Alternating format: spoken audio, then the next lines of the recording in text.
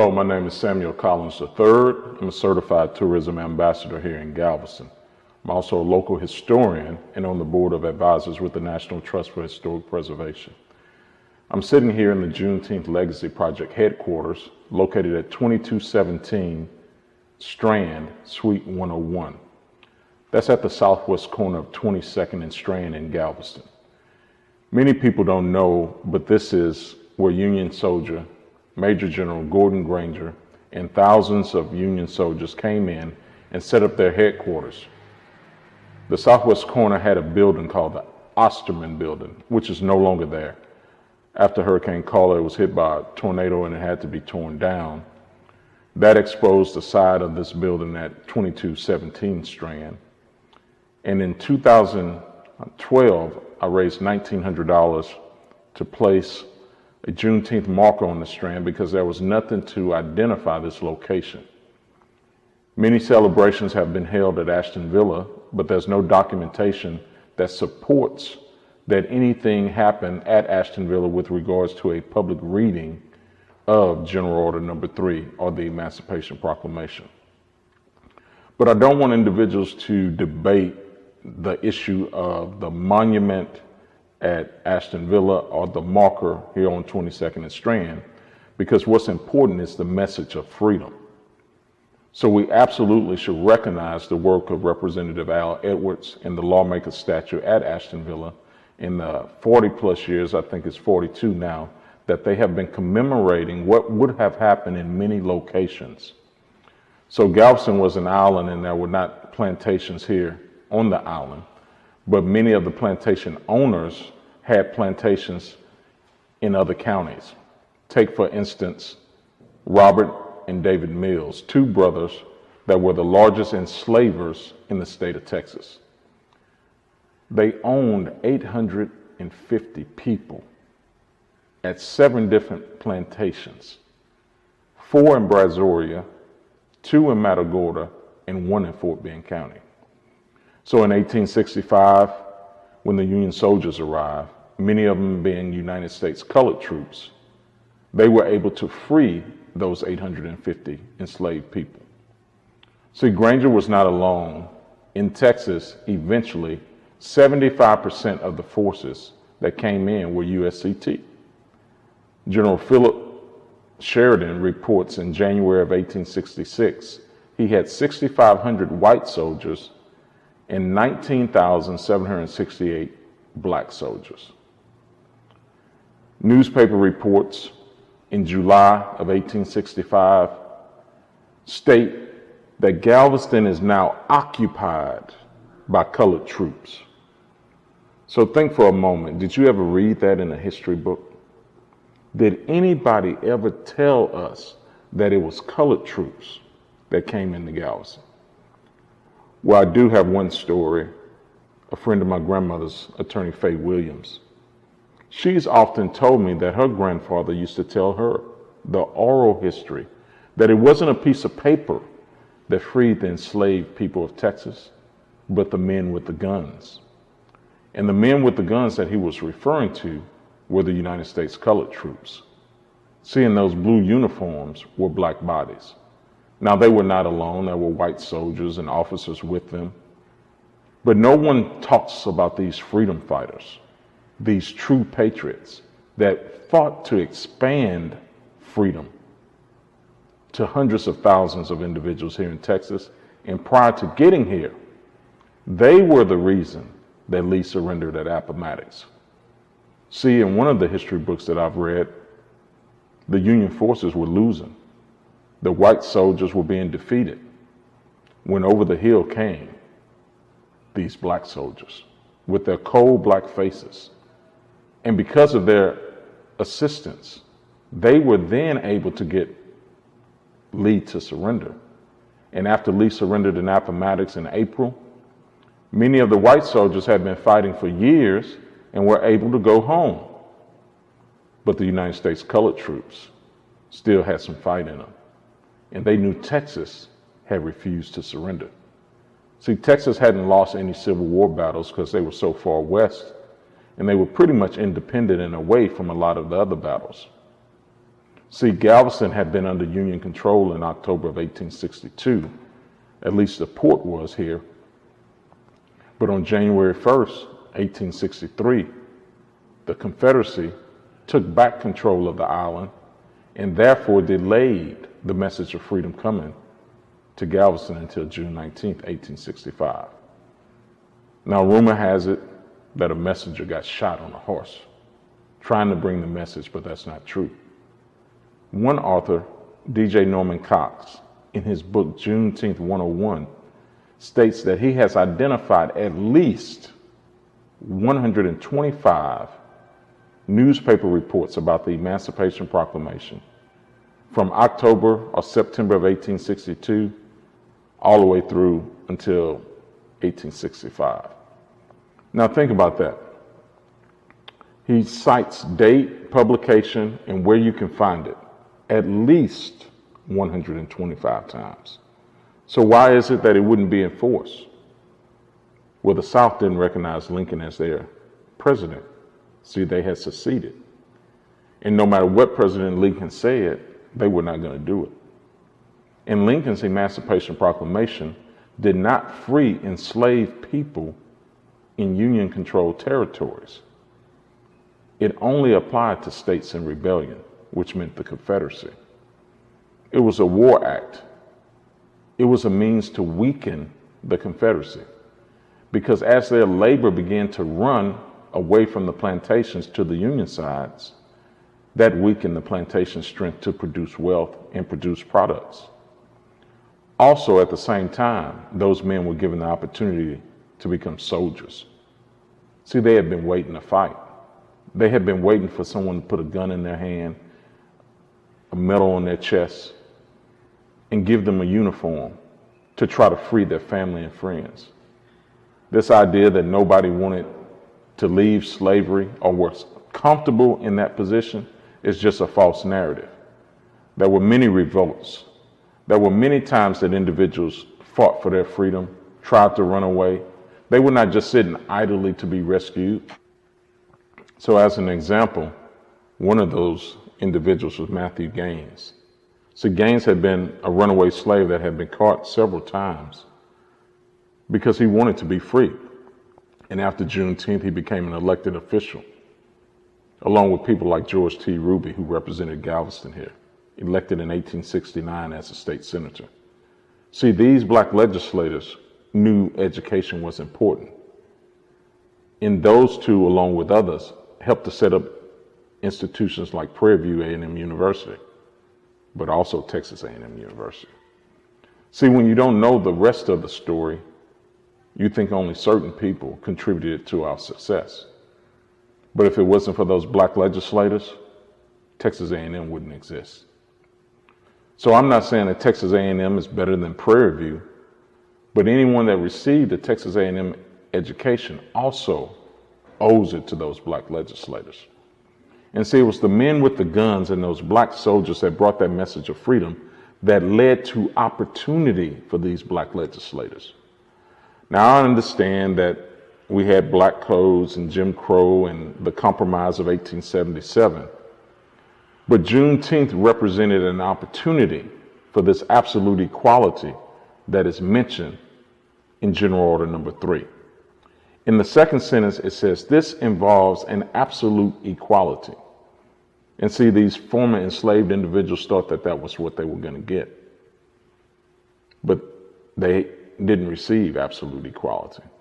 See, the fight for absolute equality still goes on, and the title of the mural is Absolute Equality. And at the bottom, you will see the words absolute equality, because the bottom line is we want absolute equality. Now, that does not mean equal results. We want equal opportunity to become our very best self without hurdles or barriers placed to hold us back or restrict us from our full development. Because as individuals become their very best self, families become better, neighborhoods become better, cities become better, counties become better, states become better, a nation becomes better, and the world can become better. So the goal to absolute equality is still a goal that we fight for. So back to this day in 1865. Gordon Granger has got a lot of credit for General Order Number 3, but he didn't write General Order Number 3, nor did he sign it. See, when Granger came to Texas, he had written and signed General Orders 1 and 2. 1 gave him control of Texas, and 2, he set up his command. And in that command, he had a gentleman, Major Frederick Emory. Emory had been an editor of an abolitionist paper prior to joining the Union forces. And I believe he may be the reason that these words absolute and equality are in General Order Number 3. See, Emory doesn't get enough credit, and neither does the USCT. See, these were the men that fought for the true freedom of you and me. So let's talk about this story and how we got free. When they left Galveston, they spread all throughout the state and counties with the message of freedom. So plantations further inland didn't get the message immediately on the 19th. But over the next few months and years, they would have been spreading and protecting these individuals. Because see, also in General Order Number 3, it didn't fully free the enslaved people. It encouraged them to stay at their current homes and work for wages. See, the relationship changed from enslaver and enslaved to master, and from master to slave to employer-employee. But employees often could not leave unless they had a note from the employer. Sound like a slave pass to me. This story is much more complicated. See, the mural is kind of like icing on the cake, but it's so much beneath the surface that we need to intake. So I rounded a little bit there just to kind of keep you interested. But this cake is baked with ingredients of pain and suffering and exploitation, and we need to tell the story because not enough people know the full story of what happened here at this location in Galveston. I don't want to stay solely on suffering and pain because Galveston was an island of success too, an island of accomplishment. I told you about George T. Ruby. There's Norris Wright Cuny, Jesse McGuire Dent, our most famous native son, Jack Johnson. There are so many stories of so much accomplishment. John Rufus Gibson, the second principal of Central High School, often referred to as the first, but he was actually the second after C.J. Waring in 1888. And he remained principal from 1888 to 1936. 48 years as principal of the first high school for black people in the state of Texas. And there's not so much as a postcard about him here on the island. So this freedom story, this Juneteenth story, is important because it led to all of this accomplishment. All of these stories of success on the island are a direct result of the events that happened on this corner on June 19, 1865. So you need to come down and visit the Juneteenth Legacy Project headquarters. Learn this history. Look at the mural. We often hear the date 1619. 400 years of oppression. But did you know the first non-native enslaved person to arrive in Galveston was in 1528?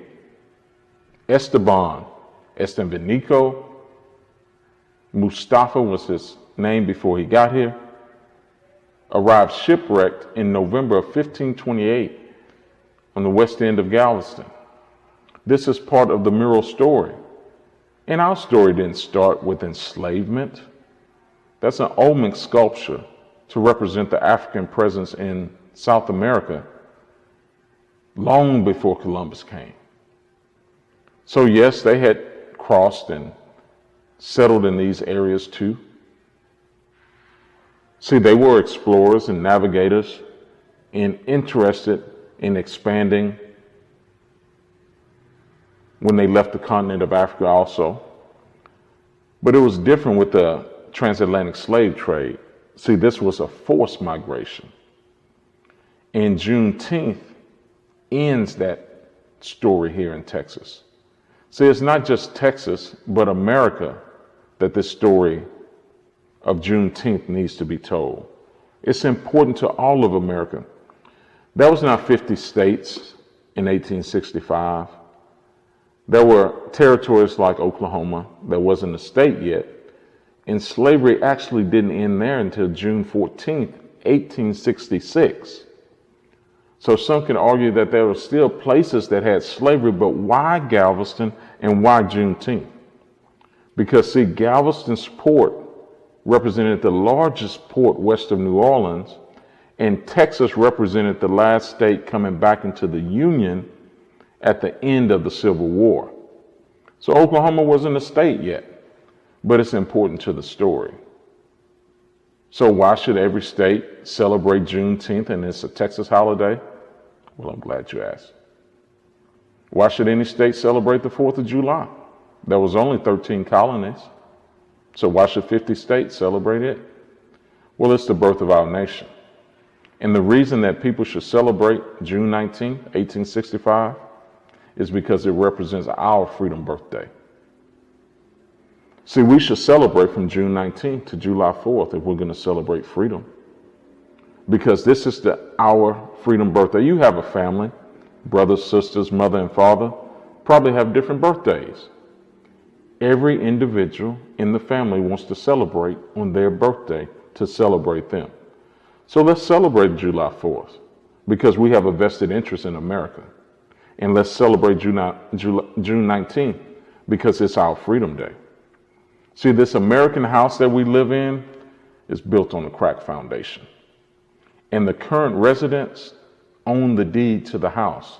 And it's our job to do the repair work to fix it for future generations. No, we didn't lay the foundation and we didn't own slaves and we're not slaves today. But we're on the deed and we have to fix the house. We have to fix the foundation. The wiring is bad.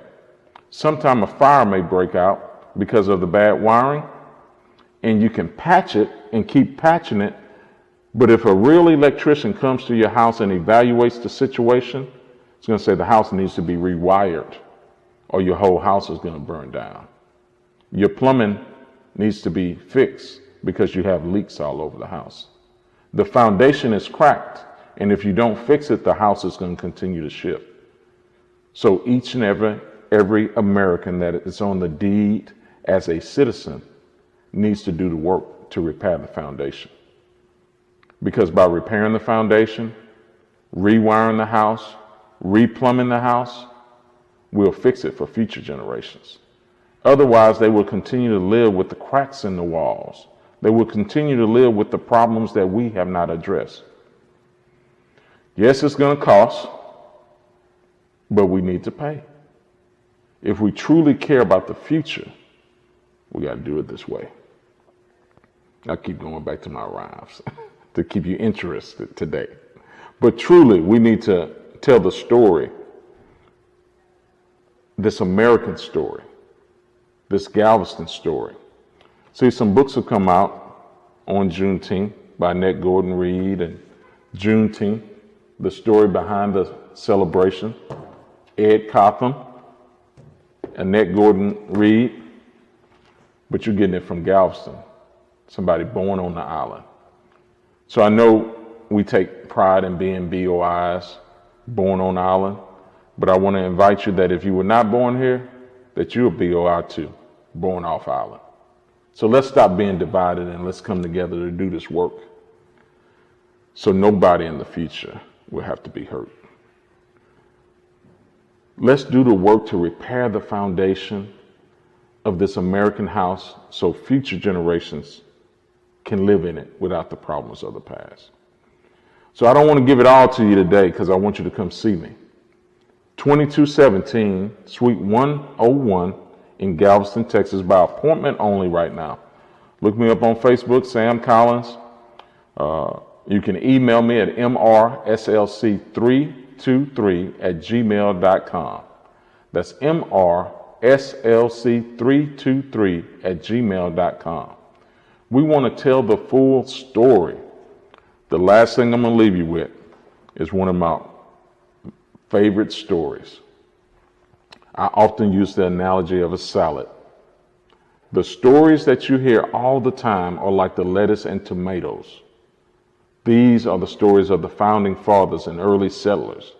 But this American salad, this history salad, is made up with sliced onions, croutons, bell peppers, hot peppers, pickles. See, this adds flavor to the history story. So if you want some more of this salad, come visit us in Galveston, Texas, where I can tell you more of this American story, this Texas story, and most of all, this Galveston story.